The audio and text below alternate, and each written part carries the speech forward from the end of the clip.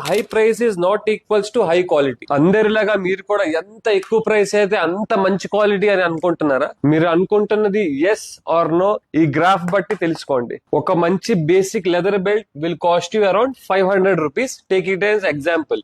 Next మీకు నాకు మంచి ఫినిషింగ్ కూడా కావాలి అంటే మీరు ఒక స్టెప్ ముందుకు వెళ్ళాలి. So you getting a one more benefit. నాకు దాంతో పాటు నాన్ బ్రేకబుల్ మంచి క్వాలిటీ హెవీ బక్కిల్ కావాలి అంటే you have to go to one more step. Then మీకు అలా వెళ్తున్న కొద్దీ లాస్ట్ స్టెప్ కి 15 years ఒక బెల్ట్ లైఫ్. అంటే ఇందులో మీకు గుడ్ బెల్ట్ విత్ మంచి క్వాలిటీ ఫినిషింగ్ విత్ మంచి quality buckle and along with 15 years ఒక బెల్ట్ తాలూకు లైఫ్ వస్తుంది. సో ఇక్కడ మీరు ప్రతి ఒక్క రూపాయి ఎక్స్ట్రా స్పెండ్ చేస్తున్న కొద్దీ మీకు అది ఎక్స్ట్రా బెనిఫిట్ ఇస్తుంది.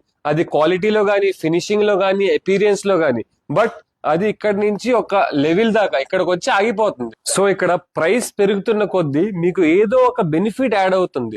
సో ఆ బెనిఫిట్ వల్ల ప్రొడక్ట్ తాలూకా వాల్యూ అనేది డెవలప్ అవుతుంది. సో ఈ ఏరియానే మనం వాల్యూ జోన్ అని అంటాం. కానీ ప్రతి చోట అలా ఉండదు. మీరు కొంటున్న బ్రాండ్ మీరు స్పెండ్ చేస్తున్న అమౌంట్ ప్రకారంగా బెనిఫిట్స్ లేదా వాల్యూస్ ఇస్తుందో లేదో అది మీరు కొంచెం జాగ్రత్త పడాలి. మీరు ఎప్పుడైతే ఇక్కడ 2500 స్పెండ్ చేస్తున్నారో యు ఆర్ గెటింగ్ 100% బెనిఫిట్స్.